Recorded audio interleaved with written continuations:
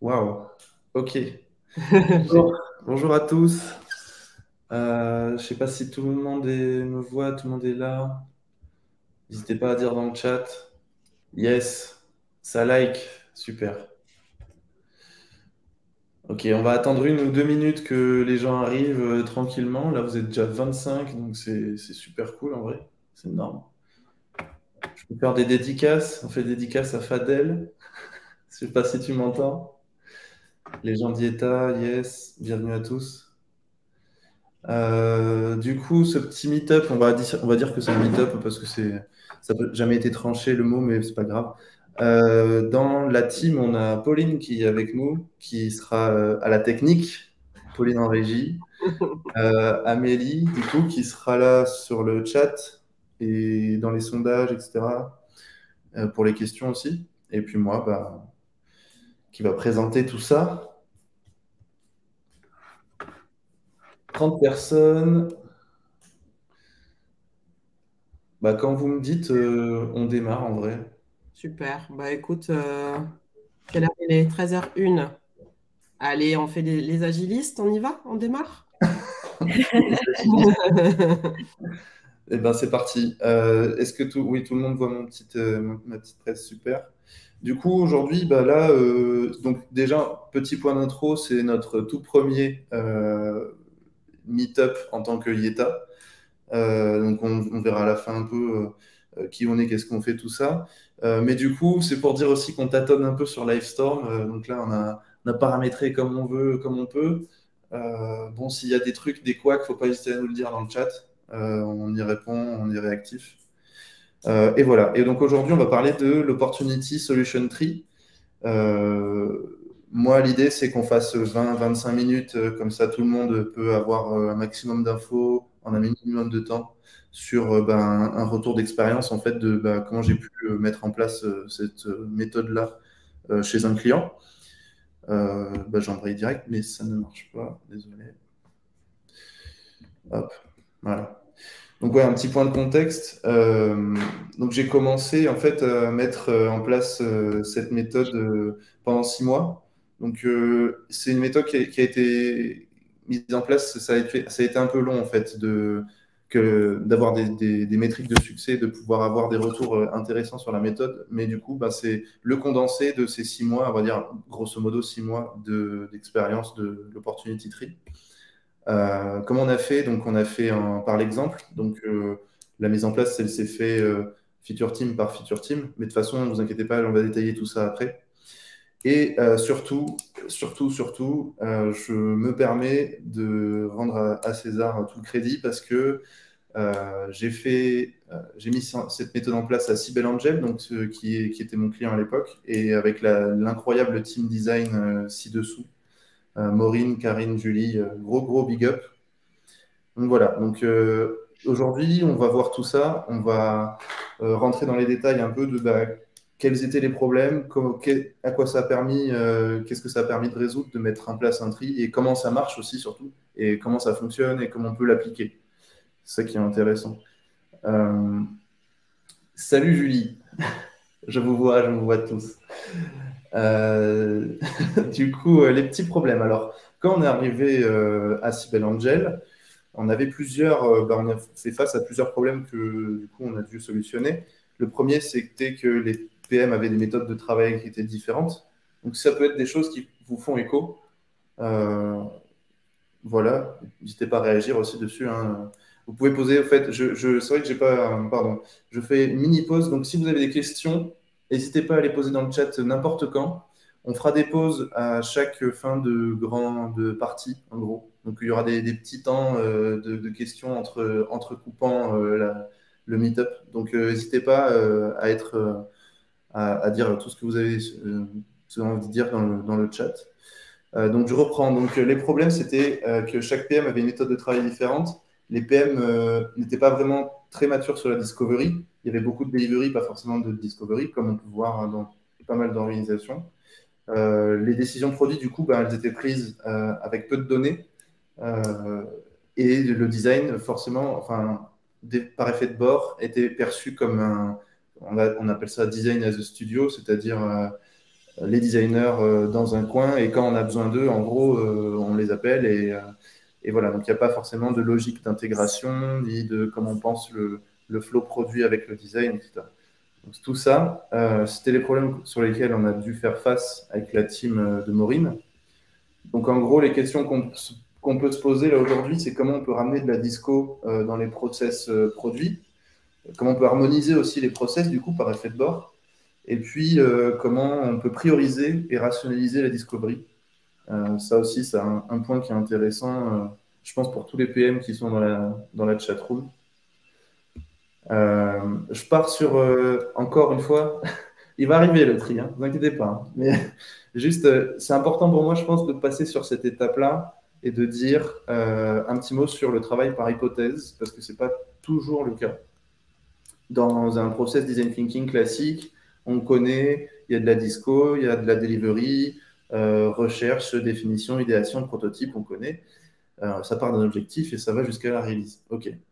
Dans la vraie vie, de temps en temps, bon, la recherche, on n'a pas trop le temps de la faire, donc on la biaise ou on la squeeze carrément. On part direct dans la définition, l'objectif c'est la définition, et puis on y va, on fait des protos, on teste si on a du temps, et voilà. Ce qui est important de rajouter à ce process-là, je pense, c'est dès la phase de research, déjà c'est de se forcer à faire un minimum de research, même le plus petit interview, si c'est possible de faire un interview, go. Et surtout, de formuler à cette étape-là des hypothèses qu'on va pouvoir tester après. De ne pas partir bien en tête avec des solutions, mais plutôt travailler avec des hypothèses. Moi, j'aime bien faire ce distinguo là, entre hypothèses et solutions. Et cette base-là, en fait, va nous servir ensuite pour construire le tri. Donc voilà, donc, c'est plus intéressant de se dire, je sais que je ne sais pas. Et de poser des hypothèses à la base qu'on va définir vraies ou fausses à la fin du process. Ça fait le lien du coup avec notre petite opportunity solution tree. Est-ce que jusque-là, bon, c'est assez basique, on va dire que c'est de l'intro. Est-ce qu'il y a des questions? Non, je crois pas. Si, si, Si. pour moi, il y en a. Ouais, tu les vois apparaître à droite sans question. Tu as Farah qui a commencé à poser une première question.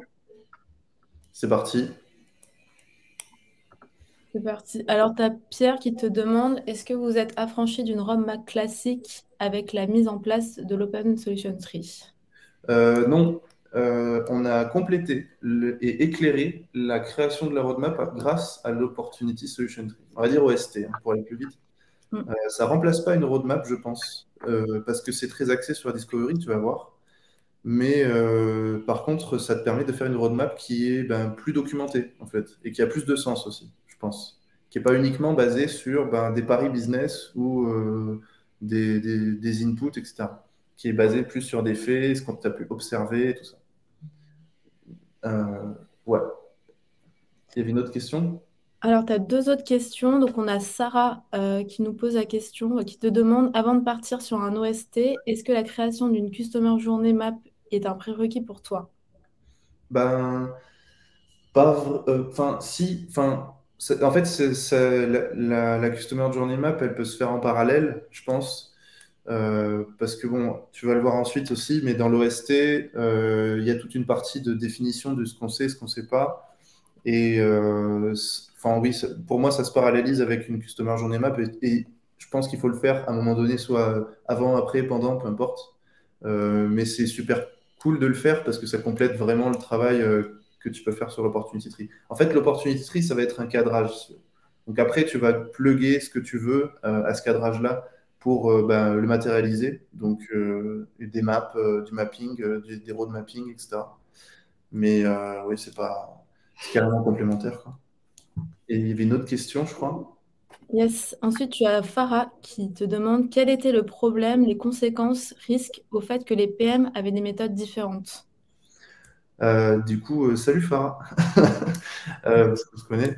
Le problème d'avoir des méthodes différentes, c'est que tu vas avoir de l'asymétrie, je ne sais pas si c'est le bon mot, mais dans les process de travail de chaque PM, il y a des PM qui vont accorder beaucoup d'importance à faire de la disco, par exemple. Il y en a d'autres qui vont être très axés delivery, et du coup, ça va se ressentir dans leur feature team, dans la manière de délivrer, ce ne sera pas uniforme. Tu as des teams qui vont du coup délivrer moins vite que d'autres et ça va peut-être générer des frustrations au niveau de l'organisation parce qu'on va se demander pourquoi, alors qu'en fait, ils livrent peut-être mieux que d'autres, mais il y en a d'autres qui livrent plus. Enfin, moi, de mon point de vue, c'est assez risqué d'avoir plusieurs manières de travailler au sein d'une même organisation pour le produit. Après, ça peut être de l'ordre de l'expérimentation, mais il faut que ce soit clair en fait que cette feature team-là est une feature team expérimentale et que ce soit pas généralisé. Parce que sinon, après, bon, ben, la delivery, elle s'en ressent, je pense. Mais après, c'est un point de vue assez personnel, je pense. Il y avait d'autres questions? Non, tu peux enchaîner. Bah, let's go. Donc, ce petit opportunity tree. Alors, pour faire la définition basique, donc c'est en gros une aide visuelle qui aide à activer le processus de discovery produit. Bon, on va se passer le jargon compliqué, mais grosso modo, ça part d'un objectif business qui doit être mesurable, ce qui est écrit dans le livre en tout cas. Ensuite, de cet objectif, on va définir des opportunités. Donc, ces opportunités, ça va être des bénéfices pour l'utilisateur, c'est-à-dire pour arriver à, je sais pas, augmenter de 100% mon usage de produit, quel bénéfice l'utilisateur peut tirer de cet objectif-là. Donc, en fait, il faut le lire à l'envers. De ces opportunités, on va générer aussi des solutions. Donc, par quels moyens, en fait, on peut actionner, on peut rendre réaliste ce bénéfice utilisateur pour compléter cet objectif. Et du coup, de ces solutions-là, on va du coup y associer des mesures, donc n'importe quel KPI, quoi, pour valider que la solution fonctionne, ou en tout cas mesurer à minima un minimum de réaction sur la solution. Et à partir de ça, bah, on rentre dans ce processus d'itération, donc discovery, delivery, etc., de sprint en fait. On rentre dans le processus de sprint.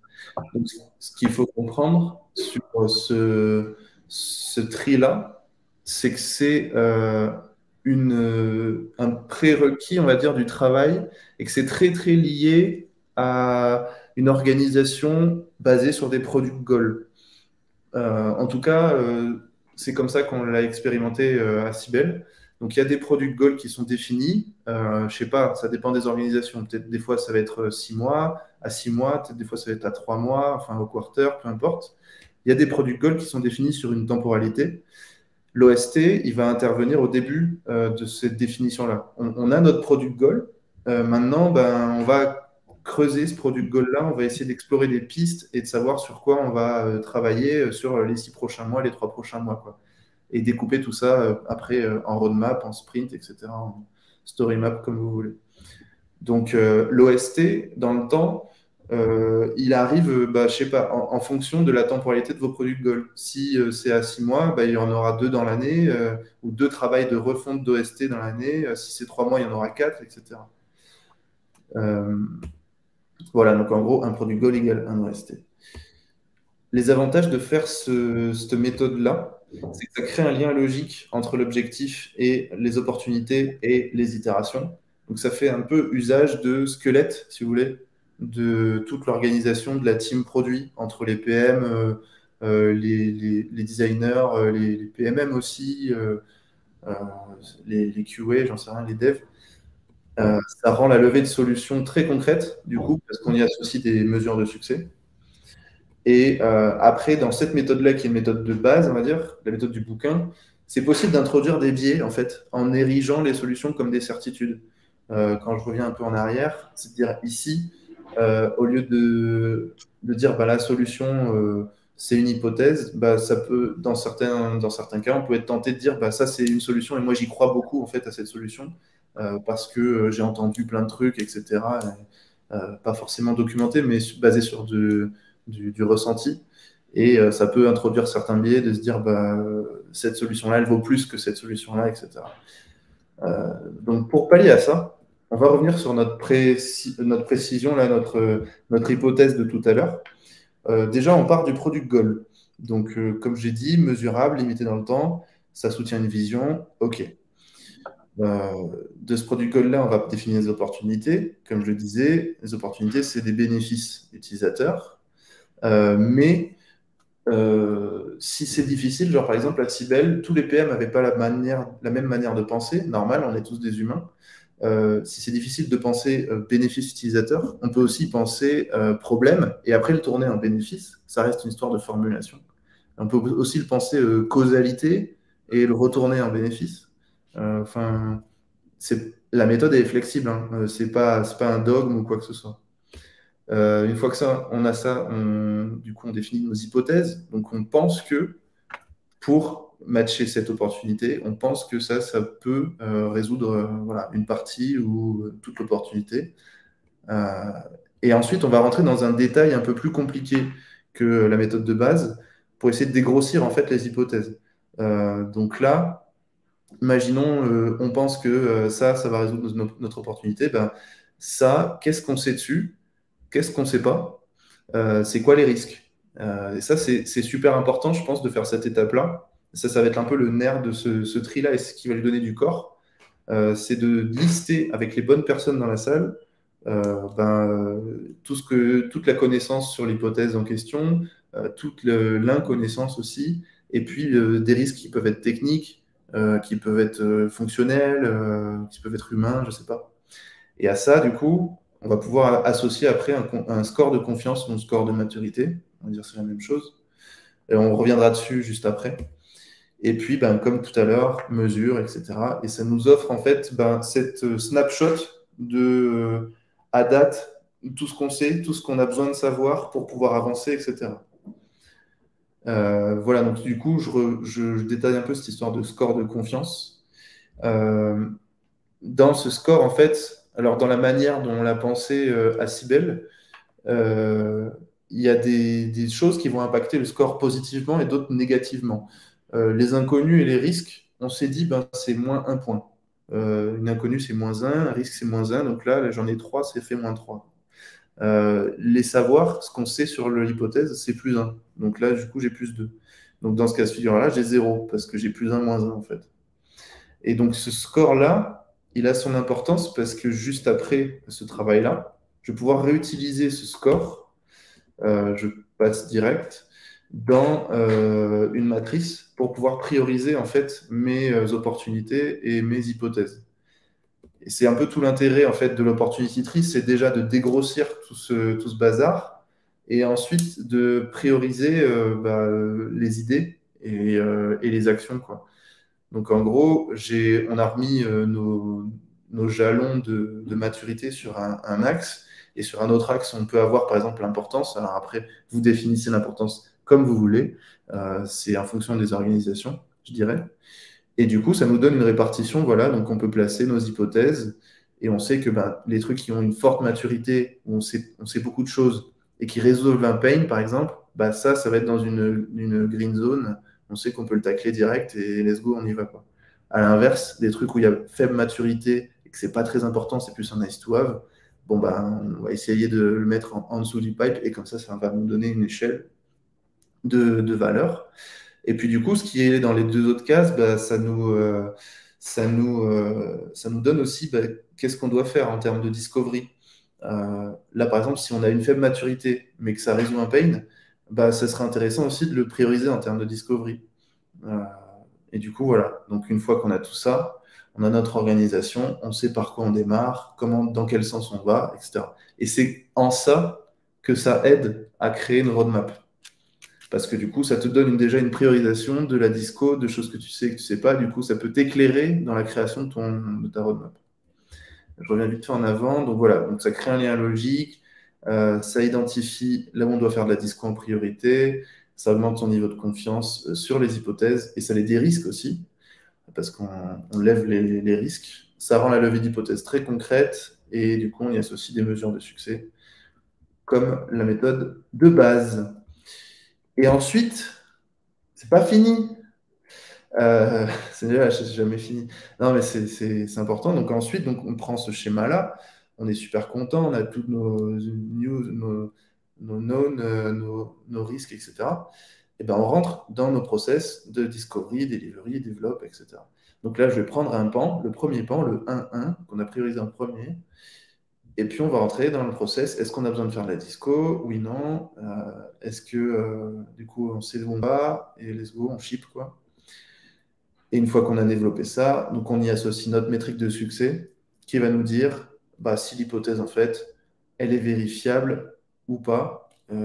Est-ce qu'elle a marché? Est-ce qu'elle n'a pas marché?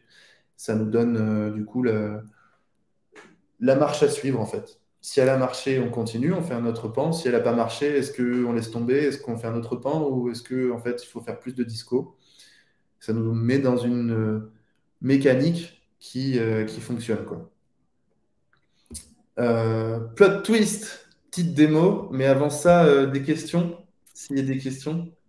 Ouais, tu as pas mal de questions. Donc, on va commencer par Benjamin. Si on Ouais. revient sur le product goal, quelle serait une bonne temporalité pour un product goal pour toi? 1 mois, 2 à 3 mois, 6 mois? Il doit être stable ou on peut changer sa temporalité d'après toi? Par exemple, le premier à 3 mois et le second à 2 mois. Je suis pas la meilleure personne pour répondre à cette question parce que je suis pas un PM. Moi, je suis product designer, mais du coup, avec mon expérience, moi, je dirais que 6 mois, c'est bien parce que ça te permet d'explorer la moitié, si tu es chanceux, des pistes que tu as développées pendant ton tri. Parce qu'on va pas tout explorer, en fait, dans toutes les pistes là, que tu vois ici. En 6 mois, en fonction de ton organisation, je sais pas, peut-être que tu vas en explorer la moitié. Nous, à Cybele, on avait en général, je sais plus, une petite dizaine en moyenne. On en explorait 4, 5, ouais, à chaque fois. Et on était content quand ça arrivait. Euh, les autres, ça ne veut pas dire qu'elles sont à la poubelle, hein. Ça veut dire que du coup, on les sauvegarde. Et voilà. Donc pour moi, je pense que ouais, 6 mois, c'est une temporalité qui te permet d'être assez libre. Mais ça dépend des organisations, je dirais. Je sais pas. Je te vois en train de taper, si tu veux compléter. Merci beaucoup. Justement, je voulais un avis au truc MPM. Ok, ça roule. Il y avait d'autres questions du coup? Oui, ensuite, tu as Samuel qui te demande par curiosité, c'est quoi le livre que vous avez pris comme référence pour expérimenter la méthode? C'est le livre de Teresa Torres. C'est vrai que j'en ai même pas parlé, mais c'est Customer Delivery Habit là. Enfin, c'est le livre de Teresa Torres. J'en ai même pas parlé, j'avoue. Mais je vais On mettra dans le chat la référence. on balancera à la fin. Yes. Continue. Ouais, voilà, merci. Ensuite, tu as Florent qui te demande comment gérer, prioriser la disco sur chaque hypothèse d'une même opportunité.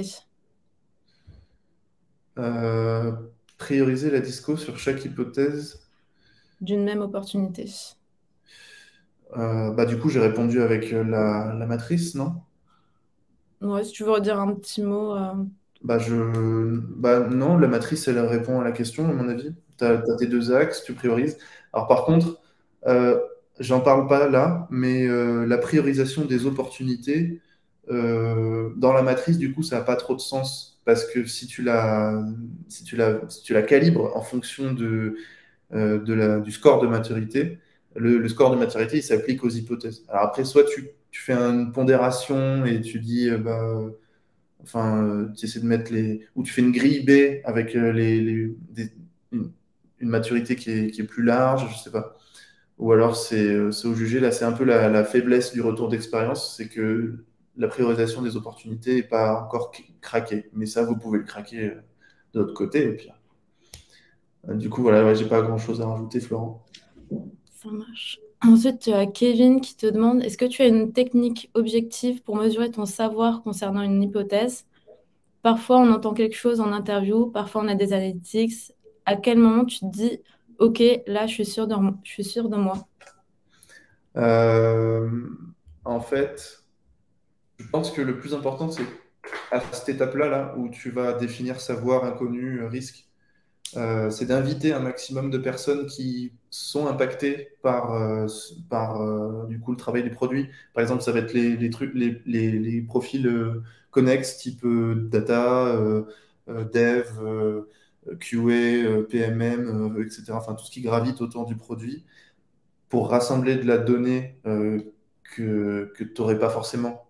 Parce que si tu bases tout sur ce que tu sais en tant que designer ou produit, etc., ou ce que tu sais pas, tu ne pourras pas tout brosser. Il faut inclure un maximum de gens, il faut être collaboratif dans cette étape-là pour pouvoir brosser un maximum de choses. Tu vois, moi, j'ai un milliard d'exemples où on commence un tri avec un PM et on se rend compte que les risques, on en a imaginé certains, mais tu vois, les risques techniques, on ne peut pas les imaginer. On a besoin de data science, on a besoin de dev autour de la table pour les imaginer, tout ça.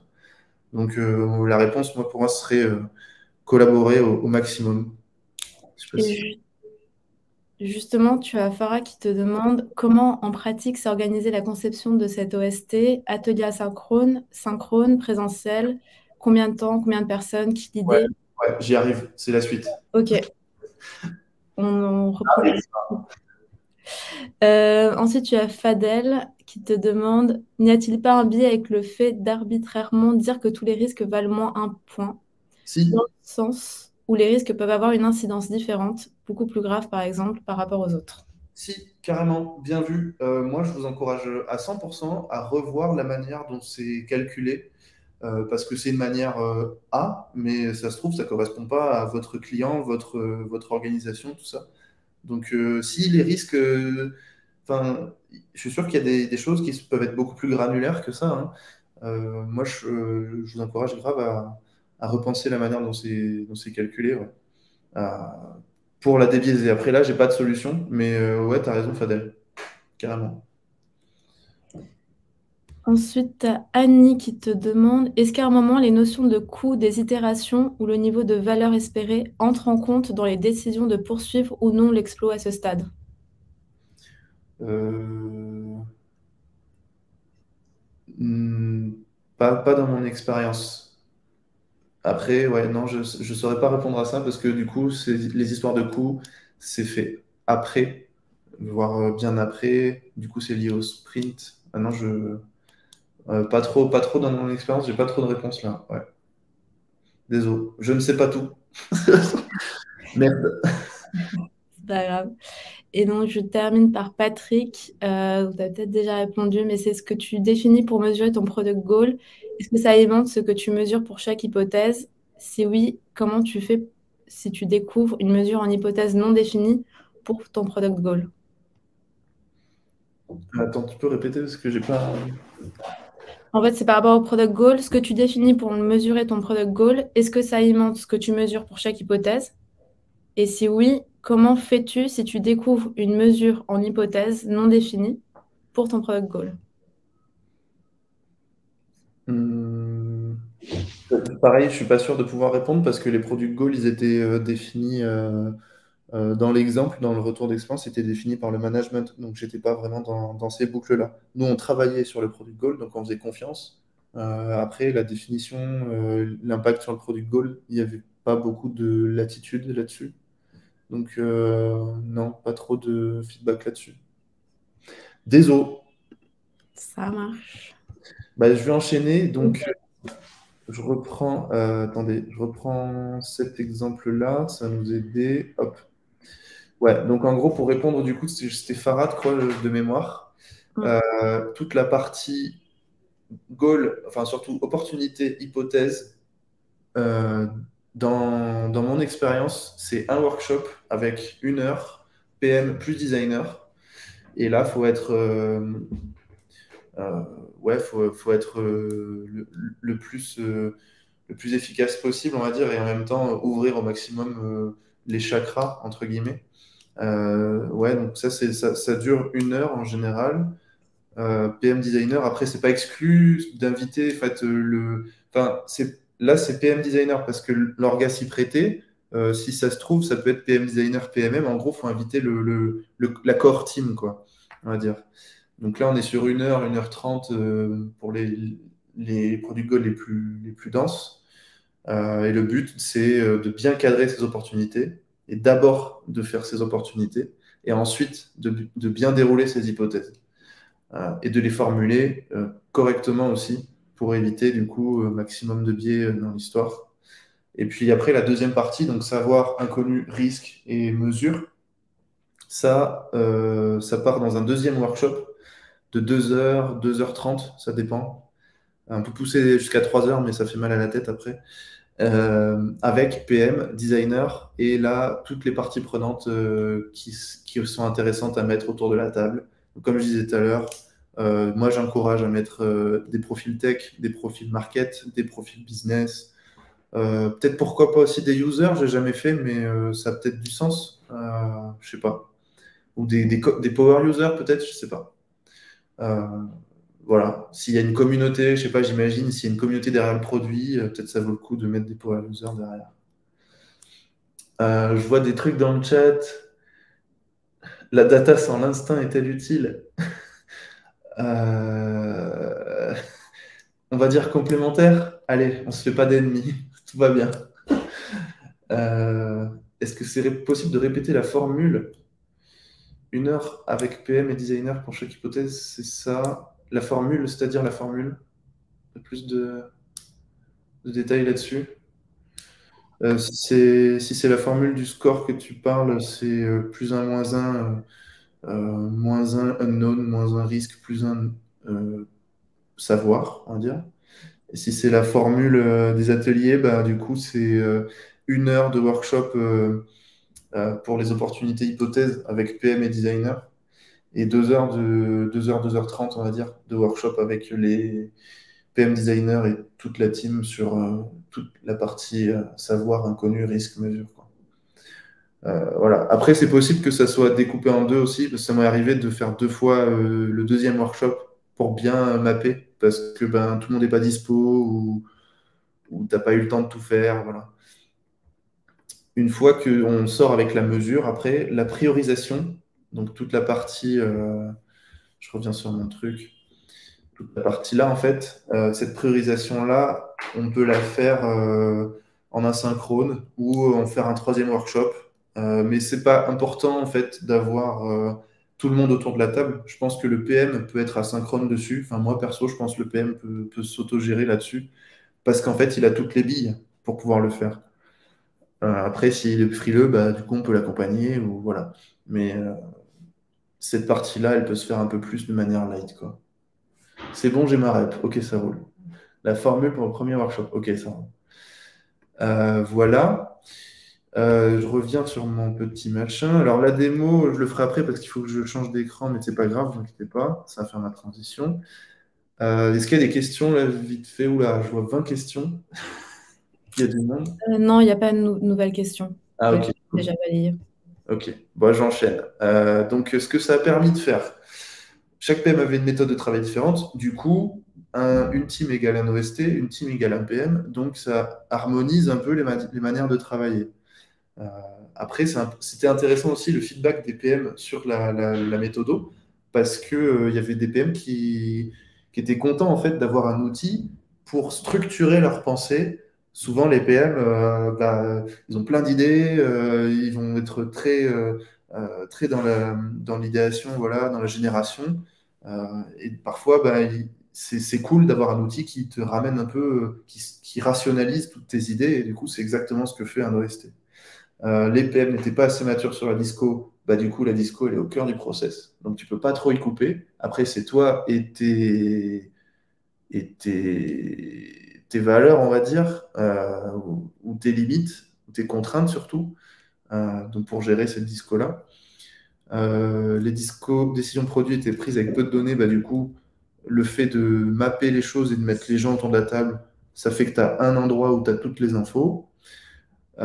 Et le design, tu es perçu en design studio. Bon, bah, du coup, bah, si c'est le design qui est on board, c'est normal que ça change. Pour éviter l'oubli, on termine là-dessus. Instaurer des routines. Je pense que c'est important à la fin des sprints de revoir le tri avec le PM. Euh, Moi, j'aime bien faire ça et je pense que c'est admis maintenant, c'était admis à Cybele aussi. À chaque fin de sprint, on a fait un peu de disco. Du coup, c'est cool de repartir dessus, d'avoir un petit, je sais pas, un code avec des couleurs ou des icônes pour se dire, bah, ça, on le sait, bon, on le sait. Ça, on le sait pas, il faut qu'on cherche encore, etc. Et traquer l'avancée du truc, quoi. Donc, mettre à jour le tri, quoi. Et puis aussi, ça peut être aussi, bah, je sais pas, trouver d'autres hypothèses ou machin. Et transmettre la méthode, voilà, la méthode, c'est des outils. La méthode, c'est pas un dogme. Donc, c'est absolument nécessaire que ce soit transmis et pas gardé, à mon avis.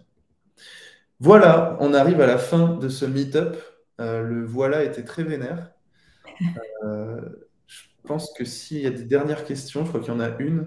Il y en a une de Mathieu qui te demande qui a eu le lead pour réaliser, porter la transition de l'unification du process pour chacune des squads/PM. Ah ouais, merci pour la question.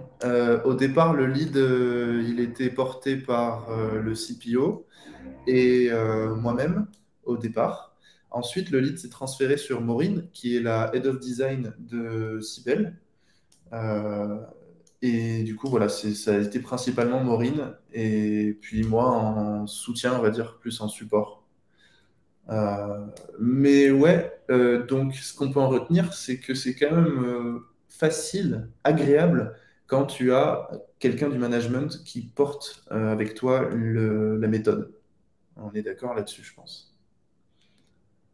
Ouais, on est d'accord là-dessus. Je peux terminer vite fait sur un petit truc. Alors, je vais partager. Attendez, il faut que je revienne sur le machin et que je partage un petit cadeau que j'ai pour vous. Je sais pas si je vais trouver le machin. Oui, c'est bon. Hop, ça passe. Le Fig Jam. Tout le monde voit le Fig Jam? Ouais, super. Il y a un petit Fig Jam qu'on va vous filer dans la chatroom, mais qu'on vous filera aussi en mail ou ailleurs. Enfin, je sais pas comment on le file d'ailleurs.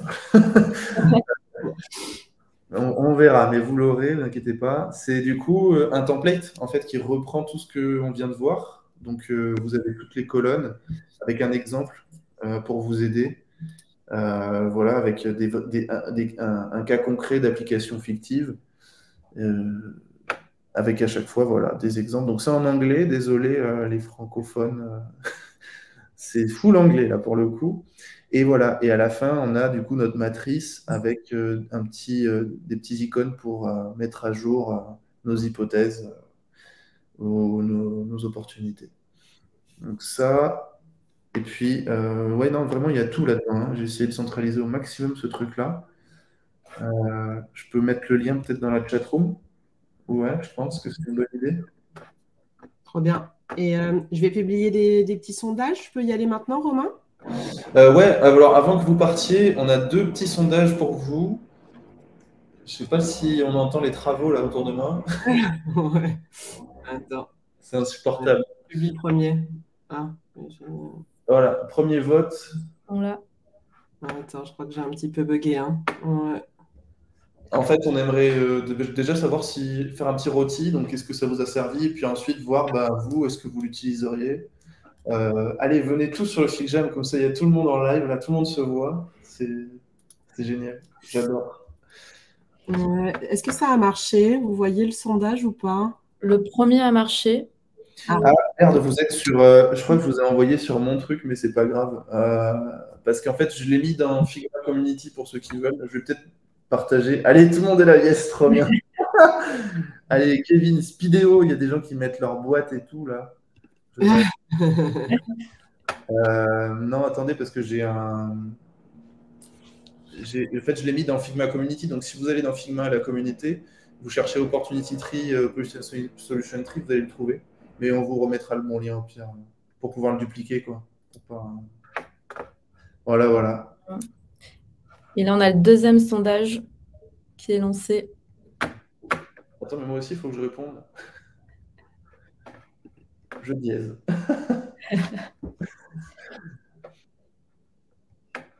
Super, ok. Cool. Hop. On peut peut-être profiter le temps que les personnes répondent au sondage pour dire 2-3 mots sur Yeta. Ouais, déjà, du coup, juste pour finir, merci à tous. S'il y en a qui doivent partir, allez-y, il y aura un replay, etc. Et puis, du coup, je te laisse la main, Amélie. Bah, déjà, merci beaucoup, Romain, pour ton partage d'expérience. C'était hyper intéressant. Et merci aussi à tous ceux qui ont participé, suivi et posé des questions. C'était chouette. Et donc, pour finir, 3 mots sur Yeta. Donc, on fait du conseil et de l'accompagnement sur la partie product management, product design et coaching en ponctuel, temps plein auprès de clients, grands comptes, scale-up ou start-up. Donc, voilà, si vous voulez plus d'informations, n'hésitez pas. Vous pouvez nous contacter sur LinkedIn ou voir notre site internet. Super. Merci à Raphaël Drion dans le chat pour le lien Très, très cool. Je remonte un petit peu. Il y a Kevin. Tu avais une question, Kevin? Non. Avant de couper de Kevin, tu la vois, Romain? Tu as l'air d'avoir eu de bons retours des teams sur la méthode et une belle adoption. Avais-tu des KPI mesurables pour valider le succès de ce changement de méthode? Des KPI mesurables? Eh ben non, malheureusement. Ou alors je dis des bêtises, je sais pas si la team Cybelle peut me corriger, mais Karine ou quoi. Mais moi, de mémoire, je crois pas qu'on en avait mis. Enfin, en gros, c'est est-ce que les PM adoptent? Et enfin, pour moi, les meilleurs KPI, on va dire, ça a été que les PM viennent vers moi et me disent ouais, c'est vraiment bien ce que tu m'as fait faire pour l'Opportunity Tree, ça m'a vachement aidé à structurer ma pensée. Moi, à partir de là, c'est bon, merci, bonsoir, je suis content, quoi. Mais non, on n'avait pas de KPI précis sinon. Ouais, Karine qui complète. Nombre d'interviews, nombre d'insights. Ouais, voilà aussi, oui. Oui, c'est vrai, t'as raison. Ouais, ouais. C'était motivé par Maureen, ça plus, je crois. Je les ai pas en tête, mais oui, ils ont raison. Julie et Karine. Ouais. Super. Ouais, c'est un bon KPI. Ok. C'est quoi le prochain meet-up, Patrick? Bah, je sais pas. Bientôt. Est-ce que t'as le mot de la fin, Romain? Manger des pommes. Non, On va finir sur ça. Merci à tous, c'était trop cool. Merci, Merci. Romain. Bravo. Merci. Salut. Salut. Bonne journée, bon week-end.